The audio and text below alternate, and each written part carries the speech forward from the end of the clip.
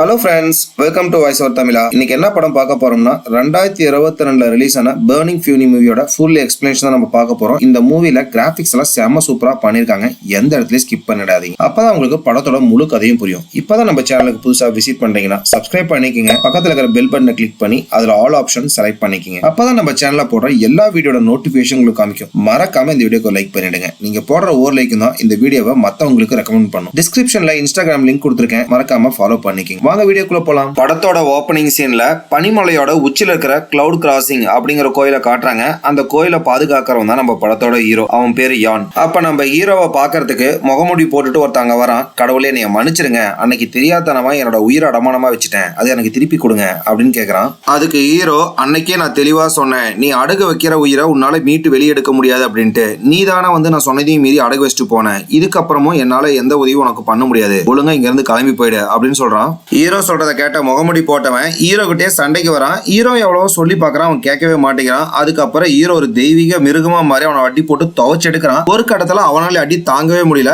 கையில ஒரு ஜாடி எடுக்கிறான். அதுக்குள்ள இருந்து கருப்புல 2 புகை வருது. அதுல ஒரு 2 உருவம் வருது. மிருக உருவத்துல இருக்கிற நம்ம ஹீரோ அந்த 2 புகையும் அப்படியே உள்ளுக்குள்ள இழுத்துறான். இழுத்ததுக்கு அப்புறம் தான் அந்த விஷயத்தையே சொல்ல ஆரம்பிக்கிறான். நீ இழுத்தது வெறும் புகை மட்டும் கிடையாது, அது ஒரு கொடிய விஷம் அப்படின்னு சொல்லிடுறான். பிளான் பண்ணி ஹீரோக்கு அவன் விஷம் கொடுத்துறான். அதுக்கப்புறம் அங்க இருந்து மறைஞ்சு போயிடுறான். அதுக்கப்புறம் ஹீரோ அங்க இருந்து நேரா உயிருக்கு போராடிக்கிட்டே அந்த கிளவுட் கிராசிங் கோயிலுக்குள்ள வந்துடுறான். அவனுக்கு முன்னாடி ஒரு தாமரை மிதந்துட்டு இருக்கு. அந்த தாமரை ஒரு பொண்ணு தான். கடவுளே உங்களுக்கு என்ன ஆச்சு அப்படின்னு சொல்லிட்டு அந்த தாமரை ஹீரோ உடம்புல இருக்கிற மொத்த வசதி சரி பண்ணுது. அப்படியே அங்க சீனை கட் பண்ணி சில வருஷங்கள் கழிச்சு நம்ம படத்தோட ஹீரோயின் கிளவுட் கிராசிங் அப்படிங்கிற கோயிலை தேடி அப்படியே ஒரு பாலைவனத்துல நடந்து போயிட்டு இருப்பாங்க. அப்ப சடனா நிறைய கத்தி எல்லாம் வந்து அவங்கள தாக்க வருது. அவங்களும் அதுல இருந்து அப்படியே தப்பிச்சிட்டு இருக்காங்க. அதுக்கப்புறம் அவங்களை சுத்தி இருக்கிற எல்லா மணலும் செம பெரிய சூறாவளியா மாறி அப்படியே ஹீரோயினை மூடுற மாதிரி வரும். அதுக்கப்புறம் ஹீரோயின் அவங்களுக்குள்ள இருக்கிற மந்த சக்தியை பயன்படுத்த ஆரம்பிக்கிறாங்க. ஒரு வெள்ளை தாமரையா மாறி அதெல்லாம் தடுத்துட்டு இருக்காங்க. ஒரு கட்டத்துக்கு மேல அவங்களுக்கு பின்னாடி ஒரு செம பெரிய குகை இருக்கும். அது அங்க இருக்கிற மணல் ஹீரோயின் எல்லாத்தையும் இழுக்க பாக்குது. அதுக்கு அப்ப ஹீரோயின் வந்து 2 கையிலயும் ஒரு மந்திர கயிறு விடுறாங்க. அங்க இருக்கிற பாறையில சுத்திக்கும். அதுக்கப்புறம் முடிஞ்ச அளவுக்கு தடுத்துட்டு இருக்காங்க. ஒரு கட்டத்துல அந்த கயிறு வந்து அப்படி உள்ள இழுத்துட்டு போற மாதிரி ஸ்டேஜ் வந்துடும். கரெக்டா அந்த இடத்துக்கு நம்ம படத்தோட ஹீரோ வந்துடுறான். வந்துட்டு ஹீரோயின் அங்க இருந்து காப்பாத்தி அந்த கிளவுட் கிராசிங் அப்படிங்கிற கோயிலோட நுழைவாயிலுக்கு கூட்டிட்டு வந்துடுறான். அப்ப ஹீரோயின் ஹீரோ கிட்ட, என்னை காப்பாத்துனதுக்கு நன்றி, உங்க பேர் என்ன,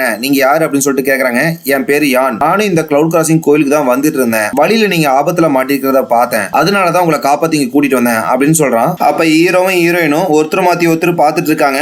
ஏற்கனவே இங்க ரொம்ப நாளா பேசி பழகின மாதிரி 2 பேத்துக்கும் ஃபீல் வருது. அதுக்கப்புறம் ஹீரோ ஹீரோயின்ட்ட, இந்த கிளவுட் கிராசிங் கோயிலுக்குள்ள போகணும்னா ஒரு டோக்கன் வேணுமே, அது உங்ககிட்ட இருக்கா அப்படின்னு சொல்லிட்டு கேட்கறான். ஹீரோயின் இருக்கு அப்படின்னு சொல்றாங்க. ஹீரோ அந்த டோக்கன் எடுத்து காமிக்கிற ஒரு டாலர் மாதிரி இருக்கு. ஹீரோயின் எடுத்து காட்டுறாங்க. அவங்க கையில டாலர் இல்ல, வெறும் துணி மட்டும் தான் இருக்கு. இதை பார்த்த ஹீரோவை, என்கிட்ட தான் டோக்கன் இருக்குல்ல, நான் உங்களை கூட்டிட்டு போறேன் அப்படின்னு சொல்லிட்டு ஹீரோயின் அந்த கிளவுட் கிராசிங் கோயிலுக்குள்ள கூட்டிட்டு போயிடுறான். கிளவுட் கிராசிங் கோயிலுக்குள்ள வந்த ஹீரோக்கு ஏற்கனவே இந்த இடத்துல ரொம்ப நாளா வாழ்ந்த மாதிரி ஃபீல் ஆகுது. இந்த கோயிலுக்குள்ள ஒரு சின்ன பையன் இருப்பான். அங்க ஒரு தெராஸ் இருக்கும். அதுல ஏறி நின்னாவே அவங்களோட மொத்த ஜாதகம் அந்த சின்ன பையனுக்கு தெரிய வந்துடும். இவங்களால எதை அடகு வைக்க முடியும், எந்த பொருளை மீக்கிறதுக்கு எவ்வளவு அடகு வைக்கணும் அப்படிங்கிற எல்லா விஷயம் உனக்கு தெரிய வந்துடும். கோயிலுக்குள்ள அந்த ஹீரோ இப்ப அந்த கோயிலை பாதுகாத்துட்டு இருக்கிற ஒரு லேடி இருப்பாங்க. அவங்க கிட்ட, நான் ரொம்ப நாளைக்கு முன்னாடி இங்க எதையோ அடகு வச்சிருக்கேன், ஆனா என்ன பொருள் அடகு வச்சுங்கிறது எனக்கு சுத்தமா ஞாபகமே இல்ல, அதை எப்படி கண்டுபிடிக்கிறது அப்படின்னு கேட்கறான். இதை கேட்ட அந்த லேடியோ, நீ அந்த தெராஸ் மேல ஏறினாவே உனக்கு எல்லா விஷயம் ஞாபகம் வந்துடும் அப்படின்னு சொல்றாங்க.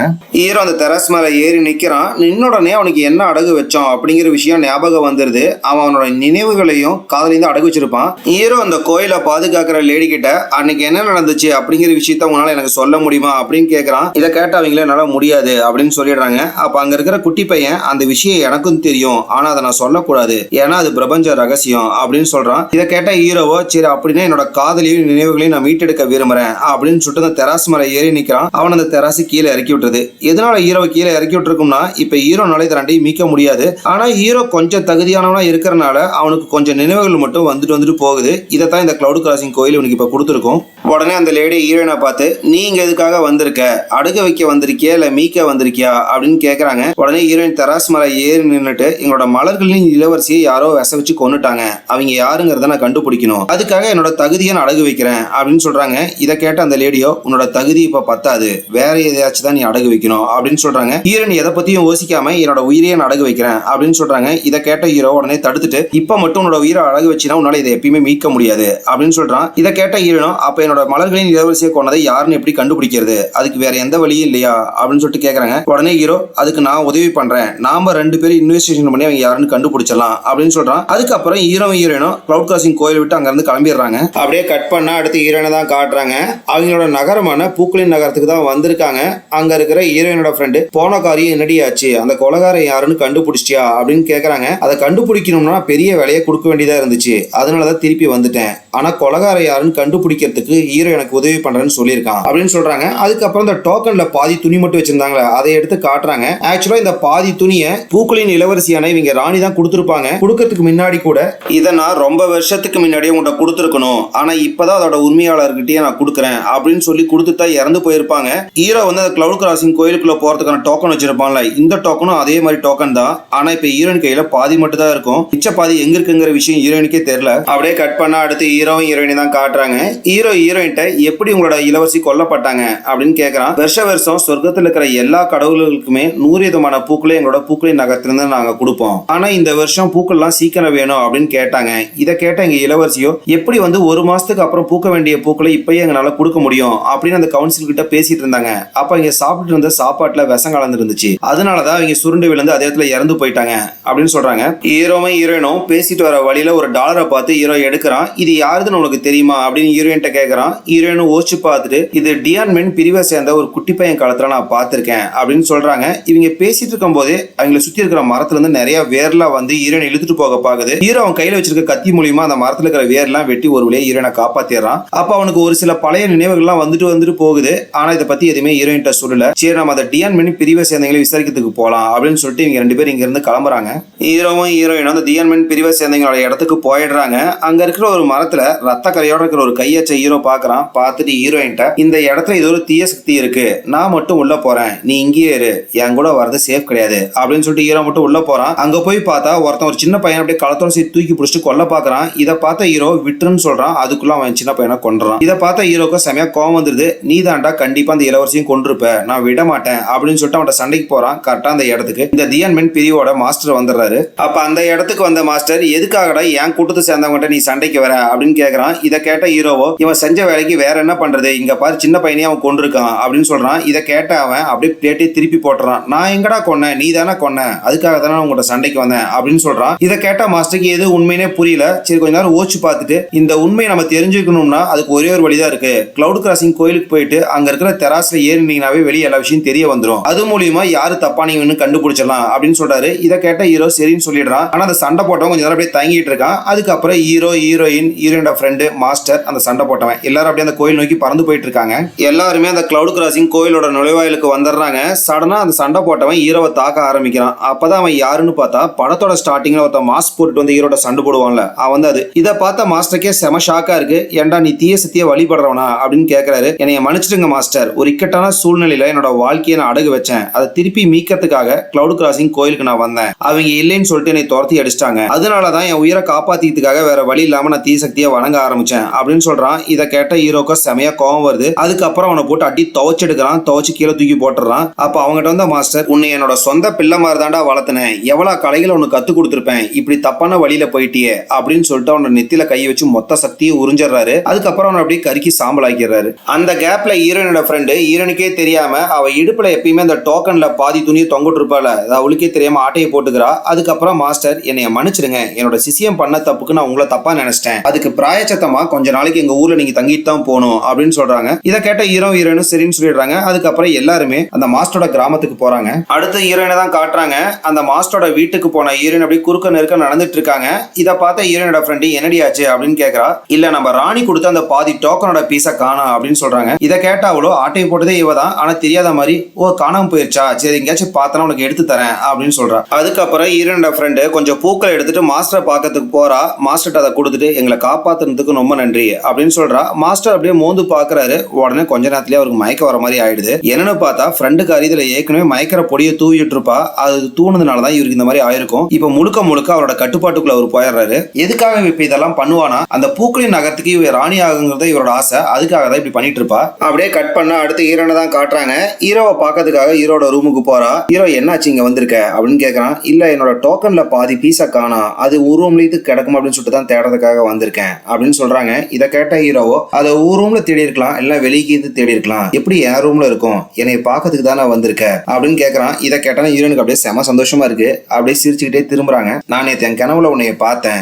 ஏற்கனவே நான் நீ ரொம்ப வருஷமா பழகுன மாதிரி எனக்கு ஒரு உணர்வு வந்துச்சு அப்படின்னு சொல்றாங்க. இதை கேட்டனே ஹீரோ ஆமா எனக்கும் தான், எப்ப உன்னை நான் முத பார்த்தனோ அப்பவே எனக்கு உன்னை பிடிக்க ஆரம்பிச்சிருச்சு, நீ நானும் ரொம்ப வருஷம் வருஷமா பழகின மாதிரி எனக்கு உணர்வு வந்துச்சு அப்படின்னு சொல்றான். ரெண்டு பேரும் அதுக்கு அப்படியே பேசிட்டு இருக்காங்க. அதுக்கப்புறம் இன்னொரு விஷயம், அந்த முகமுடி போட்டவன் அந்த சின்ன பையனை கொல்றதை மட்டும் தான் ஹீரோவும் ஹீரோயினும் பார்த்திருப்பாங்க. ஹீரோயினோட இளவரசியை கொண்டதான் ஒத்துருக்க மாட்டான். அப்ப வேற யாரோ தான் கொண்டிருக்காங்க. அது யாருன்னு நம்ம தெரிஞ்சுக்கலாம் கிளவுட் கிராசிங் போயிட்டு அப்படின்னு முடிவு பண்ணிட்டு இங்க ரெண்டு பேரும் கிளவுட் கிராசிங் கிளப்புறாங்க. அதே டைம்ல ஹீரோயினோட ஃப்ரெண்டை தான் காட்டுறாங்க. மாஸ்டரை வசியம் பண்ணி கிளவுட் கிராசிங் கூட்டிட்டு போயிடுறா. கூட்டிட்டு போயிட்டு தெராஸ்ல நிக்க வச்சு ஹீரோயினோட ஃப்ரெண்டை மலர்களின் ராணி ஆக்கிடுங்க, அதுக்கு பதில் என்னோட உயிரை எடுத்துக்கங்க அப்படின்னு சொல்றா. அவரு அதையே திருப்பி சொல்றாரு. ஆனா அந்த தெராஸ் அவர் கீழே இறக்கி விட்டுருது. ஏன்னா அந்த தெராஸ்ல யாரு நிக்கிறாங்களோ அவங்களோட சுயநலவா சொன்னா மட்டும் தான் எந்த வார்த்தையா இருந்தாலும் வாங்கிட முடியும். வேற யாராச்சும் வசியம் பண்ணி அது மூலியமா இந்த கிளவுட் கிராசிங்ல எந்த வார்த்தையும் வாங்க முடியாது. உடனே அவ அந்த தெராஸ் மேல ஏறி நின்னுக்கிட்டு சரி என்னை எடை போட்டுட்டு என்னைய மலர்களின் ராணி ஆக்கிருங்க அப்படின்னு சொல்றா. உடனே சின்ன பையன் உன்னை பார்த்தாவே தெரியும், உனக்கெல்லாம் எந்த தகுதியும் கிடையாது அப்படின்னு சொல்லிட்டு அந்த விட்டு மறைஞ்சு போயிடுறான். உடனே ஹீரோனோட ஃப்ரெண்டு இப்ப அந்த கோயிலை பாதுகாக்கிறவங்கிட்ட போயிட்டு நான் தானே அந்த ராணியை வசிச்சு கொன்னேன், இப்ப என்னைய ராணி ஆக்குறதுல உங்களுக்கு என்ன பிரச்சனை அப்படின்னு கேக்குறா. இதை கேட்டாவீங்களோ நீ கொன்னது உண்மையான ராணியே கிடையாது, இன்னும் உண்மையான ராணி உயிரோட தான் இருக்காங்க, அது ஹீரோயின் தான் அப்படின்னு செம பெரிய குண்டையே போட்டு உடைக்கிறாங்க. இதை கேட்ட அவளுக்கு செம ஷாக்கா இருக்கு. எப்படி ஹீரோயின் ராணி ஆக முடியும் அப்படின்னு யோசிச்சுட்டு இருக்கா. அப்ப கரெக்டா அந்த இடத்துக்கு ஹீரோவும் ஹீரோயினும் வந்துடுறாங்க. ஹீரோயின் எங்க ஃப்ரெண்டு கிட்ட அடி பாவி எதுக்காகடி நம்ம ராணியை விச வச்சு கொன்ன அப்படின்னு கேக்குறாங்க. நான் ராணியை கொண்டுட்டு நான் ராணி ஆகலாம்னு நினைச்சேன், இப்ப அந்த இடத்துக்கு போட்டியா நீ வந்து நிக்கிற, உன்னையை கொண்டுட்டு அதுக்கப்புறம் நான் மலர்களின் ராணி ஆயிடுறேன் அப்படின்னு சொல்லிட்டு அவங்க மந்தசக்தி மூலியமா தாக்க ஆரம்பிக்கிறாங்க. ஹீரோயினும் பதிலுக்கு அவங்க மந்தசக்தி வச்சு தாக்குறாங்க. ரெண்டு பேரும் செமையா சண்டை போட்டு இருக்காங்க. ஒரு கட்டத்துல ஹீரோனோட ஃப்ரெண்டு வானத்துல இருந்து நெருப்பு மலையா பெய்ய வைக்கிறாங்க. அது மூலியமா ஹீரோனோட உடம்பு நெருப்பு பிடிச்சி எரிய ஆரம்பிக்குது. இதை பார்த்த ஹீரோ தெய்வீக மிருகமா மாறிட்டு அந்த நெருப்பை உரிய ட்ரை பண்றா. இதை பார்த்து அவ சிரிச்சுக்கிட்டு இந்த நெருப்பை உன்னால உறிஞ்செல்லாம் எடுக்க முடியாது அப்படின்னு சொல்லிடுறா. உடனே ஹீரோ கடல்ல இருந்து தண்ணியை உறிஞ்சு அது மூலியமா அமைக்க ட்ரை பண்றான். இதை பார்த்து அவ மறுபடியும் சிரிச்சுட்டு இந்த நெருப்பை தண்ணியாலேயோ காத்தாலேயோ உன்னால அமைக்கவே முடியாது, ஏன்னா சொர்க்கத்துல இருந்து கொண்டு வந்த நெருப்பு அப்படின்னு சொல்லிட்டு அங்க இருந்து பறந்து கிளவுட் கிராசிங் போயிடுறா. இதை பார்த்த ஹீரோயின் அப்படியே பின்னாடியே ஃபாலோ பண்ணிட்டு கிளவுட் கிராசிங் வந்துடுறாங்க. கிளவுட் கிராசிங் வந்த ஹீரோயின் உடம்பு கொஞ்சம் அப்படி எரிய ஆரம்பிக்குது. செமையா ஹீரோயின் கஷ்டப்படுறத பார்த்த ஹீரோனால தாங்கவே முடியாது. உடனே தராசு மேல ஏறி நின்னுட்டு என்னோட இம்மோர்டல் சக்தியை எடுத்துக்கங்க, அதுக்கு பதில் ஹீரோனோட உயிரை திருப்பி கொடுங்க அப்படின்னு கேட்கறான். இம்மோர்டல் சக்தினா ஹீரோ அழியாதவனா தான் இருப்பான், அந்த சக்தி தான் எடுத்து சொல்றான். அவன் மொத்த வாழ்க்கையும் கொடுக்கறதுக்கு ரெடியா இருக்கான். உடனே அந்த சின்ன பையன் பக்கத்துல வந்துட்டு இந்த மாதிரி மட்டும் நீ பண்ணாத, இனிமேட்டு 3 ஜென்மத்துக்கு உன்னால பிறப்பே எடுக்க முடியாது அப்படின்னு சொல்றான். இதை கேட்ட ஹீரோவோ அவ இல்லாத வாழ்க்கையே எனக்கு கிடையாது அப்படின்னு சொல்லிட்டு சரின்னு சொல்லிடுறான். அதுக்கப்புறம் இம்மோர்டல் சக்தி ஃபுல்லா எடுத்துறாங்க. ஹீரோயின் அதுக்கப்புறம் உயிரோட வந்துடுறாங்க. ஹீரோயின் உயிரோட வந்தா எங்க ஃப்ரெண்டை செமையா தாக்க ஆரம்பிக்கிறாங்க. ஒரு கடத்துல மொத்தமா இங்க அழிச்சிடறாங்க. அதுக்கப்புறம் ஹீரோயின் மயக்கம் போட்டு பொத்துன்னு கீழே விழுந்துடுறாங்க. அந்த கோயிலை பாதுகாக்கிறவங்க தான் எடுத்து பெட்ல படுக்க வச்சிருப்பாங்க. பக்கத்துல ஏதாவது ஹீரோ உட்காந்துட்டு இருப்பான். ஹீரோயினும் அந்த கோயிலை பாதுகாக்கிறவங்களும் ரெண்டு பேரும் பார்க்கறதுக்கு ஒரே மாதிரி இருப்பாங்க. இதை பார்த்த ஹீரோ அந்த கோயிலை பாதுகாக்கிறவங்கிட்ட நானும் நீங்களும் முன்னாடியே சந்திச்சிருக்கோமா அப்படின்னு கேட்கறான். அதுக்கப்புறம் இந்த ரெட் கலர் ட்ரெஸ் போட்டு ஹீரோயின் மாதிரியே இருக்கிறவங்க ஒரு சின்ன பிளாஷ்பேக் சொல்ல ஆரம்பிக்கிறாங்க. இவங்க தான் உண்மையாலுமே பூக்களின் ராணியா இருப்பாங்க. இவங்க ஒரு ஆபத்துல இருக்கும்போது ஹீரோ தான் போய் காப்பாத்தி இருப்பான். அதுக்கப்புறம் ஹீரோ அந்த மாஸ் போட்டவங்க சண்டை போடும் போது ஹீரோட உடம்புக்குள்ள அளவுக்கு அதிகமான விஷம் போயிருக்கும். இவங்க தான் தாமரையா மாறி ஹீரோவை காப்பாத்தி இருப்பாங்க. அப்ப ஹீரோட உயிர் செம ஆபத்துல இருக்கும். இவங்க அளவுக்கு அதிகமா ஹீரோவை காதலிப்பாங்க. என்னோட உயிரை கொடுத்து உயிரை காப்பாத்துட்டுமா அப்படின்னு கேட்கறாங்க. இதை கேட்ட ஹீரோவோ நான் இப்ப இறக்கணுங்கிறது விதியா கூட இருக்கலாம் அப்படின்னு சொல்றான். இதை கேட்டவங்க இப்ப நீங்க இறந்துட்டீங்கன்னா இந்த கோயிலை யாரு பாதுகாக்கிறது, நிறைய பேர் இங்க வந்து தப்பு பண்ண ஆரம்பிச்சிருவாங்க அப்படின்னு சொல்றாங்க. இதை கேட்டோம் தான் ஹீரோக்கு ஆமா நம்ம உயிரோட இருக்கணும் அப்படிங்கிற விஷயம் புரிய வருது. உடனே ஹீரோ அந்த தராஸ் மேல ஏறிக்கிட்டு இந்த கோயிலை பாதுகாக்கிற என்னோட பதவியை நான் பூக்களின் ராணியான இவங்களுக்கு விட்டு கொடுக்குறேன், என்னோட உடம்புல இருக்கிற வெஸ்தை எடுத்துங்க அப்படின்னு சொல்றான். அப்போ அந்த தராசு இறங்காம தான் நின்றுட்டு இருக்கும். உடனே இந்த பூக்களின் ராணி தராசு மேல ஏறிக்கிட்டு இது வரைக்கும் நான் செஞ்ச நல்லது என்னோட புண்ணியம் எல்லாமே ஹீரோக்காக நான் விட்டு கொடுக்குறேன், உடம்புல இருக்கிற வெஸ்தை எடுத்துங்க அப்படின்னு சொல்றாங்க. அப்பயே அந்த தராசு இறங்காம தான் நின்றுட்டு இருக்கும். அதுக்கப்புறம் ஹீரோ என்னோட நினைவுகளை ஃபுல்லாவே நீ விட்டு கொடுக்குறேன் அப்படின்னு சொல்றான். அப்ப அந்த தராசு கீழே இறங்கிடும். ஹீரோட உடம்புல இருக்கிற மொத்த வசமும் வெளியே வந்துடும். அதுக்கப்புறம் இந்த கிளவுட் கிராசிங்கோட இன்சார்ஜா இப்ப பூக்களின் ராணி மாறிடுறாங்க. ஹீரோ எதுக்குமே கவலைப்படாதீங்க, திருப்பி என்னைக்காச்சும் ஒரு நாள் கண்டிப்பா இந்த கிளவுட் கிராசிங் நான் வருவேன், வந்து என்னோட நினைவுகளை நான் மீட்டெடுப்பேன், நம்ம 2 பேரும் ஒன்னா சேருவோம் அப்படின்னு சொல்லிட்டு அவன் அங்க இருந்து வெளியே போயிடுறான். அதுக்கப்புறம் பூக்களின் ராணி இவங்க பூக்களின் ராணியாவும் இருக்கணும், இந்த கோயிலோட பாதுகாவலராகவும் இருக்கணும். ஒரே டைம்ல 2 வேலையும் பண்ண முடியாது. அதனால அந்த தராசு மேல ஏறிக்கிட்டு என்னோட காதலை நான் விட்டு கொடுக்குறேன், அதுக்கு பதில் என்ன மாதிரியே இருக்கிற ஒருத்தியை உருவாக்கி அவளை பூக்களின் ராணி ஆக்குங்க அப்படின்னு கேட்டிருப்பாங்க. அவங்க தான் நம்ம படத்தோட ஹீரோயின். அவங்களை கொண்டு போய் அங்க நகரத்துல விட்டுட்டு ஸ்டார்டிங்ல ராணி அப்படின்னு ஒருத்தங்க இறந்து போயிருப்பாங்களே அவங்கள கூப்பிட்டு என்ன மாதிரியே ஒருத்தியை உருவாக்கி இருக்கேன், அவ தான் இனிமேட்டு பூக்களின் ராணி, அவ பூக்களின் ராணியா மாற வரைக்கும் வரைக்கும் நீ தான் ராணியா நடிக்கணும் அப்படின்னு சொல்லிட்டு அந்த டோக்கன்ல பாதி இவங்க தான் அங்க கொடுத்துட்டு வந்திருப்பாங்க. இந்த கதையெல்லாம் ஹீரோ கிட்ட இவங்களுக்கு மட்டுமே நடந்த மாதிரி சொல்லியிருப்பாங்க. ஹீரோக்கும் இதுக்கு எந்த சம்மந்தம் இல்லாத மாதிரி தான் சொல்லியிருப்பாங்க. இந்த கதையை கேட்ட ஹீரோ இப்போ உங்க காதலன் என்ன பண்ணிட்டு இருக்கான் அப்படின்னு கேக்குறாரு. அவன் வேற ஒரு பொண்ணை காதலிச்சிட்டு இருக்கான் அப்படின்னு சொல்றாங்க. அப்ப அவன் மேல உங்களுக்கு கோவமே வரலையா அப்படின்னு கேக்குறான். எனக்கு எந்த கோவமும் வரல அப்படின்னு சொல்றாங்க. அப்ப நீங்க இந்த கோயில என்ன பண்ணிட்டு இருக்கீங்க அப்படின்னு கேக்குறான். என் காதலனுக்காக நான் வெயிட் பண்ணிட்டு இருக்கேன் அப்படின்னு சொல்றாங்க. இதை கேட்ட ஹீரோவோ அவனை தான் சொல்றாங்க அப்படிங்கறத புரிஞ்சுக்கிறான். அதுக்கப்புறம் ஹீரோனை கையில தூக்கிட்டு இந்த ஜென்மத்துல நம்ம ரெண்டு பேரும் சந்திக்கவே வேண்டாம் அப்படின்னு சொல்லிட்டு ஹீரோனை தூக்கிட்டு அங்க நடந்து போயிட்டு இருக்கான். இதை பார்க்க ரெட் கலர் ட்ரெஸ் போட்ட ஹீரோனுக்கு செமையா அழுகாட்சியா வருது. அவங்களால தாங்கவே முடியல. அப்படியே அங்க சீனை கட் பண்ணி அடுத்து வீட்டுக்கு போன ஹீரோயினி தான் காட்டுறாங்க. வீட்டுக்கு போன ஹீரோயினுக்கு கனவுல ரெட் கலர் ட்ரெஸ் போட்ட ஹீரோயின் தான் கனவுலயே வந்துட்டு இருக்காங்க. கனவுல உங்களுக்கு எனக்கு என்ன சம்பந்தம் அப்படின்னு கேக்குறாங்க. அந்த விஷயத்தெல்லாம் நீ கூடிய சீக்கிரத்திலே தெரிஞ்சுக்குவ அப்படின்னு சொல்றாங்க. அதுக்கப்புறம் ஹீரோயின் அப்படியே சந்தோஷமா இருக்காங்க. மறுபடியும் கனவுல அவங்க தான் வந்துட்டு இருக்காங்க. இதை பார்த்த ஹீரோயினுக்கோ நம்ம கிரவுட் கிராசிங் போயிட்டு என்ன விஷயம் தெரிஞ்சுக்கலாம் அப்படின்னு சொல்லிட்டு ஹீரோயின் கிளம்பி கிரவுட் கிராசிங் வந்துடுறாங்க. கிரவுட் கிராசிங் வந்த ஹீரோயின் அங்க இருக்கிற லேடி கிட்ட யாராச்சும் ஒருத்தர் ஏதாச்சும் அடகு வச்சுட்டு அதை மீட் எடுக்கவே மாட்டேன் அப்படின்னு சொல்லிட்டு போயிருப்பாங்கல்ல, அது திருப்பி நம்ம மீட் எடுக்கணும்னா என்ன பண்ணணும் அப்படின்னு கேக்குறாங்க. இதை கேட்ட அந்த லேடி அவங்களால மீட் எடுக்க முடியாது, அவங்களுக்கு பதில் வேற யாராச்சும் தியாகம் பண்ணாங்கன்னா மீட் எடுக்க முடியும் அப்படின்னு சொல்றாங்க. அப்ப கரெக்டா அந்த இடத்துக்கு இவ்வளவு நேரம் வசியமா இருந்த அந்த மாஸ்டர் அங்க வந்துடுறான். அவனை பார்த்த இன்சார்ஜ் எதையாச்சும் அடகு வைக்க வந்திருக்கியா அப்படின்னு கேக்குறாங்க. அடகு வைக்கலாம் வரல, இந்த மொத்த இடத்தையும் ஆள வந்திருக்கேன் அப்படின்னு சொல்றான். இதை கேட்ட அவங்க என்னடா லூசு மாதிரி வளரிட்டு இருக்க அப்படின்னு சொல்றாங்க. இல்ல கடந்த 100 வருஷமா இதை யாரு ஆண்டுட்டு இருக்காங்க அப்படிங்கறது எனக்கு தெரியாம இருந்துச்சு. நீயும் ஹீரோவும் பேசின எல்லா விஷயத்தையும் நான் கேட்டேன். இன்சார்ஜா இருக்கிறீங்க, வேற யாருக்காச்சும் இந்த இன்சார்ஜ் பதவி விட்டு கொடுக்கலாம் அப்படிங்கறதெல்லாம் நீங்க பேசும்போது நான் கேட்டேன். அதனால நீ ஒழுங்குமுறையை எனக்கு அந்த பதவி விட்டு கொடுத்துரு அப்படின்னு சொல்றான். இதை கேட்ட கோயில் இன்சார்ஜ் அப்புறம் ஹீரோயின் 2 பேருமே தாக்க ஆரம்பிக்கிறாங்க. அவனும் பதிலுக்கு செமையா சண்டை போட்டுட்டு இருக்கான். அப்ப கரெக்டா அந்த இடத்துக்கு ஹீரோ வந்துடுறான். அவனோட 2 கேர்ள் ஃபிரெண்ட்ஸ் கூட அவன் சண்டை போடுறத பார்த்தா ஹீரோனால தாங்கவே முடியல. அதுக்கப்புறம் தெய்வீக மிருகமா மாறி அவன் அட்டாக் பண்ண ஆரம்பிக்கிறான். மாஸ்டர் செம ஸ்ட்ராங்கா இருக்கனால ஹீரோ அசால்ட்டா அடிச்சு தூக்கி அந்த கிளவுட் கிராசிங் குள்ளேயே போட்டுறான். அதுக்கப்புறம் ஹீரோயின் அடிச்சு போட்டுறான். உங்க 3 பேத்தி இதே இடத்துல கொண்டுட்டு நான் இதுக்கப்புறம் கிளவுட் கிராசிங்கோட இன்சார்ஜா நானே மாறிக்கிறேன் அப்படின்னு சொல்றான். இதை கேட்ட ஹீரோனால தாங்கவே முடியல. அவன் அட்டாக் பண்ணதுக்கு போறாங்க. மறுபடியும் ஹீரோயின் அடிச்சு தூக்கி போட்டுறான். அதுக்கப்புறம் அவன் எனக்கு எந்த உண்மையும் தெரியாதுன்னு நினைச்சிட்டு இருக்கீங்களா, நீங்க 2 பேரும் குளோன் தானே, ஆத்மாவையும் உடம்பையும் தனித்தனியா பிரிச்சுட்டு தானே 2 ரூமா நின்றுட்டு இருக்கீங்க, உங்க 2 பேத்தையும் ஒன்னா சேத்திரம் பாருங்க அப்படின்னு சொல்லிட்டு மந்திரத்தை போட ஆரம்பிக்கிறான். ஆனா இங்க 2 பேர்த்தோட உடம்பு சேர மாட்டேங்குது. அப்பதான் அவனுக்கு செம பெரிய ட்விஸ்ட். ஹீரோ பக்கத்துல இப்ப அடிபட்டு கிடக்குறாள். அவ ஒன்னும் குளோன் கிடையாது. கிளவுட் கிராசிங் குள்ள வரதுக்கு ஒரு டோக்கன் இருக்கும்ல, அது கூட ஒரு பொம்மை இருக்கும்ல, அந்த பொம்மைக்கு உயிர் கொடுக்கப்பட்டவ தான் இவ. இதை தெரிஞ்சோன்னா ஹீரோனுக்கு அப்படியே செம கஷ்டமா இருக்கு. அப்ப நம்ம வெறும் சாதாரண பொம்மை தானா, இவ்வளவு நாள் வாழ்ந்த வாழ்க்கை எல்லாமே பொய் தானா, நம்ம காதல் எல்லாமே பொய் தானா அப்படின்னு நினைச்சு செமையா ஃபீல் பண்ணிட்டு இருக்கா. இதை கேட்ட உண்மையான ஹீரோனுக்கு கஷ்டமா போயிடுது. என்னைய மன்னிச்சிரு, எனக்கு வேற வழி இல்ல, பூக்களின் ராஜ்யத்தை காப்பாத்துறதுக்காக தான் இப்படி பண்ண வேண்டிய சூழ்நிலை எனக்கு வந்துருச்சு அப்படின்னு சொல்றான். அதுக்கப்புறம் ஹீரோ நீ பொம்மையா இருந்தாலும் பரவாயில்ல, நீ என்னோட காதலி, சாகர வரைக்கும் நான் உங்களோட தான் இருப்பேன் அப்படின்னு சொல்லிட்டு சத்தியம் பண்ணிடுறான். இதை பார்த்துட்டு இருந்த மாஸ்டர் என்னடா 3 பேரும் மாத்தி மாத்தி மன்னிப்பு கேட்டு இருக்கீங்க அப்படின்னு சொல்லிட்டு ஹீரோவை கொள்றதுக்காக ஏறிட்டு வரான். இதை பார்த்துட்டு இருந்த உண்மையான ஹீரோயின் அப்படியே அவன் ஷோல்டர்லயே ஓட்ட போட்டு விட்டுறாங்க. அதுக்கப்புறம் உண்மையான ஹீரோயின் ஹீரோவும் சேர்ந்து தாக்க ஆரம்பிக்கிறாங்க. அந்த மாஸ்டர் அவனும் முடிஞ்ச அளவுக்கு சமாளிச்சிட்டு இருக்கான். அதே டைம்ல கீழே பொம்மையா இருக்கிற ஹீரோயின் தரஸ் மேல போய் உட்காராங்க. அப்ப அங்க வந்து சின்ன பையன் உங்களுக்கு என்ன வேணும் அப்படின்னு கேட்கறான். ஹீரோக்கு அவனோட சக்தியை திருப்பி கொடுத்துரு, அதுக்கப்புறம் அந்த வில்லனை என்னோட கையாலேயே அழிக்கணும், அதுக்கு பதிலா என்னோட மொத்த வாழ்க்கை நீங்க எடுத்துக்கங்க அப்படின்னு சொல்றான். இந்த விஷயம் ஹீரோக்கு தெரிய வருது. அந்த சின்ன பையனும் எடை போட ஆரம்பிக்கிறான். ஹீரோ தடுக்கலான்னு வரான். அதுக்குள்ள அவ காத்தோட காத்தா கரைஞ்சு போயிடுறா. காத்தோட காத்தா கரைஞ்சு அப்படியே வானத்துக்கு போயிட்டு அந்த வில்லன் முன்னாடி என்னடா உனக்கு இந்த கிளவுட் கிராசிங்க்கு இன்சார்ஜ் ஆகணும், அதானே உன்னை இப்ப காத்தோட காத்தாவே கரைச்சு விட்டுறேன் அப்படின்னு சொல்லிட்டு அங்க காத்தோட காத்தா உன்னை கரைச்சு விட்டுறாங்க. அதுக்கப்புறம் அவங்களும் அங்க இருந்து காத்தோட காத்தா மறைஞ்சு போயிடுறாங்க. அதுக்கப்புறம் ஹீரோ என்னதான் இந்த ரெட் கலர் ட்ரெஸ் போட்டவங்க தான் உண்மையான ஹீரோயினால அவனால ஏத்துக்க முடியல. ஏன்னா அவன் காதலிச்சது எல்லாமே அந்த பொம்மையா இருந்த ஹீரோயின் தான். இது அந்த ரெட் கலர் ட்ரெஸ் போட்டவங்களும் புரிஞ்சுக்கிறாங்க. அதுக்கப்புறம் ஹீரோ அந்த தரஸ் மேல ஏறி நின்னுட்டு என்னோட மொத்த வாழ்க்கையும் கொடுத்துறேன், அதுக்கு பதில் இறந்த ஹீரோயினை உயிரோட கொண்டு வந்துருங்க அப்படின்னு சொல்றான். அதுக்கப்புறம் ஹீரோ அங்க இருந்து காத்தோட காத்தா கரைஞ்சு போயிடுறான். அதுக்கப்புறம் அந்த இறந்து போனதா இருந்த ஹீரோயின் உயிரோட வந்துடுறாங்க.